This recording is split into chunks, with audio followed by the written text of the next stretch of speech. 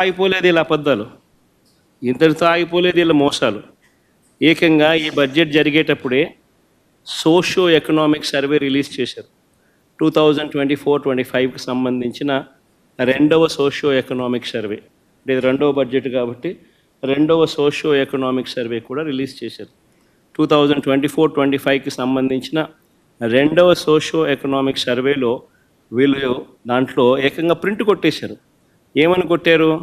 MSME సెక్టార్లో 2024-2025కి సంబంధించి ఏకంగా 27,07,752 ఉద్యోగాలు ఇచ్చేశారు.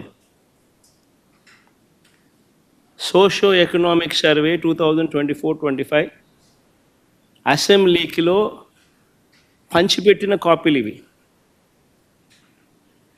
రిలీజ్ చేసిన కాపీలు.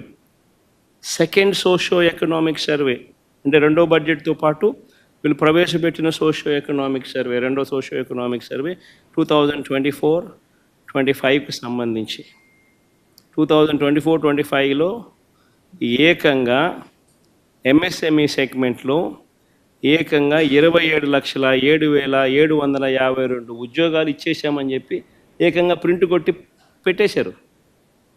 అంటే ఇంత దారుణంగా నిరుద్యోగులను మోసం చేసే కార్యక్రమం. 3,000 రూపాయల నిరుద్యోగ భృతి ఒక వైపున ఇవ్వకుండా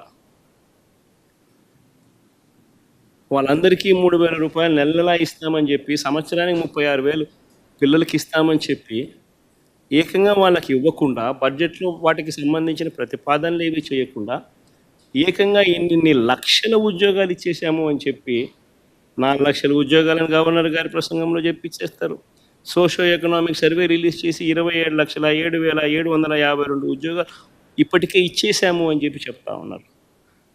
ఇంత దారుణంగా చంద్రబాబు నాయుడు అనే వ్యక్తి నిరుద్యోగులకు, మరి పిల్లలకు, ప్రతి ఒక్కరికి నేరుడు సంవత్సరం ప్రతి పిల్లాడికి 36,000 రూపాయలు ఇప్పటికే ఎగనామం పెట్టాడు, మోసం చేశాడు.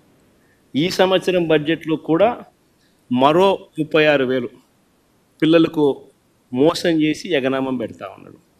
అంటే పిల్లలకు ఇప్పటికే చంద్రబాబు నాయుడు 72,000 రూపాయలు ప్రతి పిల్లాడికి చంద్రబాబు నాయుడు మోసం, దగ, వంచన, బకాయిలు, అన్ని పదాలు పెట్టచ్చు ఇప్పటికీ చేసిన మోసాలు.